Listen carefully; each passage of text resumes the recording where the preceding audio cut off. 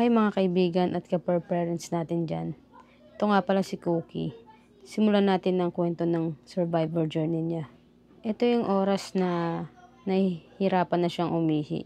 Papansin namin na lagi siyang gustong umihi pero walang nalabas. Tapos nung time na matutulog na kami, nakikita namin yung tiyan niya parang hirap na hirap. Kaya sabi namin, siguro nga may pain siyang iniinda. Di lang namin alam kung anong uri ng sakit na yung nararamdaman niya. Tapos nung umaga, akala namin okay na. Akala namin yung lumalabas sa kanyang dugo, gawa ng menstruation niya. Kaya nag-worry kami. Kaya dito, napagpasya namin na ipa-check up niya siya. Dito sa part na to, kinukuhanan siya ng dugo. Pero ang lakas-lakas niya pa eh. Kaya hindi namin akalain na may iniinda na pala siyang sakit sa. Kailangan kasi siyang kunan ng dugo para makita sa blood test niya kung anong sakit ba ang meron siya. Pagkatapos niya, nagpa-x-ray naman kami para makita namin kung may gallstone ba na-develop sa kanya. At ayun na nga, ito yung nakita sa x-ray niya.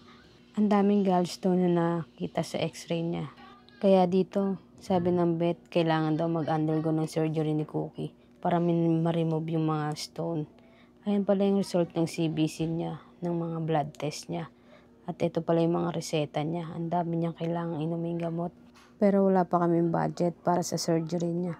Kaya nanghingi kami ng tulong sa mga kaibigan, kapamilya at sa Facebook para madagdagan sana yung fund namin. At sa awa naman ng Diyos, maraming tumulong kaya napasurgery na namin si Cookie dyan.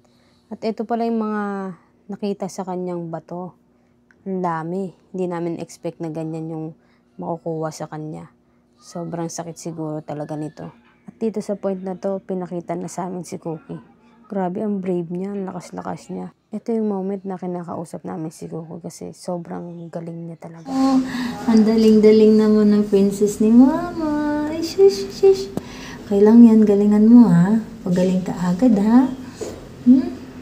Okay? Dami nag-wait sa'yo. Buti ganyan lang, no? Hello! Joy, Joy, Joy. Nanginig pa siya, oh. Hello! Ay, shoes. Iniwan muna siya namin saglit dyan. Tapos pagbalik namin, ganyan na yung behavior niya. Grabe, ang lakas-lakas niya na. Gusto na siguro niyang umuwi dyan sa part na yan. Kaso lang sa part na yan, sabi ni Doc, under monitoring pa daw siya. Pero kinabukasan, tinext naman kami ni Doc. Sabi niya, pwede na daw ilabas si Cookie kasi masigla naman na daw. Kaya ito, ang bata, excited na umuwi. Gusto na magpakuha sa amin. Hindi mo, tumatalon-talon pa. Akala mo walang tahi sa tiyan. At eto, ang bata, nung umuwi na kami, akala mo walang tahi sa tiyan. Akala mo hindi inoperahan. Sana tuloy-tuloy na yung pag-recover niya. Bye-bye!